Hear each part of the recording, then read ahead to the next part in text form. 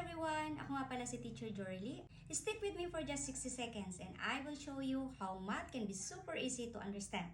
Are you ready? Let's go! For today's video, ang topic natin ay paano mag-subtract ng fractions with the same denominator. Tatlong rules lang din ang dapat nating tandaan. Una, keep the denominator. Pangalawa, subtract the numerator. At pangatlo, simplify if necessary. So let's start. May dalawa tayong example dito. 5, 6 minus 2, 6. So ang una natin gagawin, ikikip natin ang denominator. Pangalawa, subtract natin ang numerator. So 5 minus 2 is equal to 3. Sasabihin nyo, teacher, pwede pa yan i-simplify. Oo.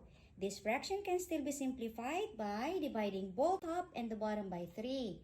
Isn't it? Okay. So 3 divided by 3 is 1.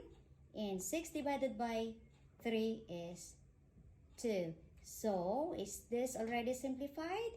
Oo. So, ang sagot natin ay 1/2. Now, let's move on to the next example. 7, 9 minus 5, 9. So, ano na naman ang gagawin natin dito? Yun pa rin, ikikip natin ang denominator.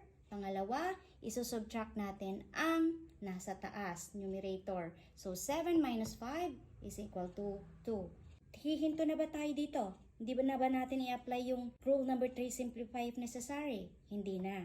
Kasi, paano na natin nalalaman na ang fractions ay simplified na?